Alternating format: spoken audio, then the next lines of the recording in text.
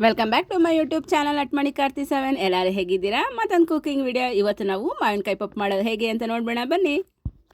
ಅದೇದಾಗಿ ಕುಕ್ಕರಲ್ಲಿ 100 ಗ್ರಾಮ್ ತೊಗರಿಬೇಳೆ ಹಾಕ್ಕೊತಾ ಇದ್ದೀನಿ. ಅದನ್ನು ಚೆನ್ನಾಗಿ ತೊಳೆದು ಅದಕ್ಕೆ ನೀರು ಹಾಕ್ಕೊಂಡು ಒಂಚೂರು ಅರಿಶಿನ ಸೇರಿಸ್ಕೊಂಡು ಕುಕ್ಕರಲ್ಲಿ 1-2 ವಿಸಿಲ್ ಕೂಗಿಸ್ಕೊಬಿಡೋಣ.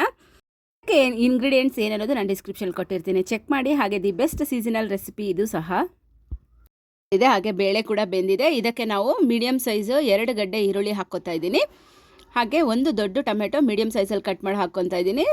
1 ಗಡ್ಡೆಯಷ್ಟು ಬೆಳ್ಳುಳ್ಳಿಯಲ್ಲಿ ಅರ್ಧದಷ್ಟು ಕುಕ್ಕರ್ಗೆ ಹಾಕ್ಕೊತಾ ಇದ್ದೀನಿ, ಅರ್ಧ ಒಗ್ಗರಣೆಗೆ ಹಾಕ್ಕೋತೀನಿ. ಇಲ್ಲಿ ಮಾವಿನಕಾಯಿ ಬಂದು ನಾನು ಬೆಂಗಳೂರಕಾಯಿ ತೊಗೊಂಡಿದ್ದೀನಿ. ಅರ್ಧ ಮಾವಿನಕಾಯಿ ಒಟ್ಟು ತೆಗೆದಿರೋ ಹಾಗೆ ಹಾಕ್ಕೊತಾ ಇದ್ದೀನಿ. ಸ್ವಲ್ಪ ನೀರು ಕಡಿಮೆ ಅನ್ನಿಸ್ತು, ಅದಕ್ಕೆ ಇನ್ನು ಸ್ವಲ್ಪ ನೀರು ಆ್ಯಡ್ ಮಾಡಿ ಕುಕ್ಕರ್ ಲಿಡ್ ಕ್ಲೋಸ್ ಮಾಡಿ ಒಂದು ವಿಸಿಲ್ ಸಾಕು. ಮಾವಿನಕಾಯಿ ಬೇಗನೆ ಬಾಯ್ಲ್ ಆಗುತ್ತೆ. ಪಪ್ಪು ಬಂದು ಅನ್ನಕ್ಕೆ, ಚಪಾತಿಗೆ, ದೋಸೆಗೆ ತುಂಬಾ ಚೆನ್ನಾಗಿರುತ್ತೆ. ಹಾಗೆ ಮುದ್ದೆ ಕೂಡ ಚೆನ್ನಾಗಿರುತ್ತೆ. ಮುದ್ದೆಗೆ ಸ್ವಲ್ಪ ಸುಮಾರಾಗಿರುತ್ತೆ. ಇವಾಗ ವಿಸಿಲ್ ಬಂದಿದೆ. ವಿಸಿಲ್ ಆರಿದ ನಂತರ ಇದಕ್ಕೆ 3 ಟೇಬಲ್ ಸ್ಪೂನ್ ಅಷ್ಟು ಖಾರ ಹಾಕ್ತಾ ಇದ್ದೀನಿ. ಹಾಗೆ ರುಚಿಗೆ ತಕ್ಕಷ್ಟು ಉಪ್ಪು ಹಾಕ್ಕೊಂಡು ಮತ್ತೊಂದು ಸಲ ಬಾಯ್ಲ್ ಮಾಡ್ತಾ ಇದ್ದೀನಿ. ಅಂದರೆ ಖಾರದ ಪುಡಿ ಹಸಿ ವಾಸನೆ ಹೋಗೋವರೆಗೂ ಬಾಯ್ಲ್ ಆದರೆ ಸಾಕು.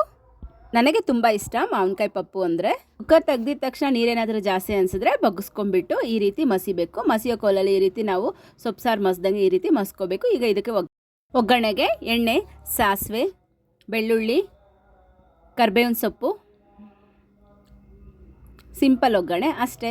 ಒಗ್ಗರಣೆ ರೆಡಿ ಆಗಿದೆ. ಈಗ ಇದನ್ನು ನಾವು ಪಪ್ಪುಗೆ ಹಾಕಿಬಿಟ್ಟು, ಮಾವಿನಕಾಯಿ ಪಪ್ಪು ಇದೆಯಲ್ಲ ಅದಕ್ಕೆ ಹಾಕಿಬಿಟ್ಟು ಎಲ್ಲ ಮಿಕ್ಸ್ ಮಾಡಿದ್ರೆ ಅಷ್ಟೇ. ನಮ್ಮ ಮಾವಿನಕಾಯಿ ಹಾಗೆ ಟೊಮೆಟೊ ಕಾಂಬಿನೇಷನ್ನು ಪಪ್ಪು ಸೂಪರ್ ಆ್ಯಂಡ್ ಟೇಸ್ಟಾಗಿರುತ್ತೆ. ಈ ರೀತಿ ನೀವು ಟ್ರೈ ಮಾಡಿ ನೋಡಿ ಹೇಗಿತ್ತು ಅಂತ ಕಮೆಂಟ್ ಸೆಕ್ಷನಲ್ಲಿ ಕಮೆಂಟ್ ಮಾಡಿ. ಈ ಸಮ್ಮರ್ ಸ್ಪೆಷಲ್ಲು ತುಂಬಾ ಟೇಸ್ಟಾಗಿರುತ್ತೆ. ನಮ್ಮ ವಿಡಿಯೋ ನಿಮ್ಗೆ ಇಷ್ಟ ಆದರೆ ಲೈಕ್ ಮಾಡಿ, ಶೇರ್ ಮಾಡಿ, ಸಬ್ಸ್ಕ್ರೈಬ್ ಮಾಡಿ. Thank you for watching guys. Bye. See you in the next video.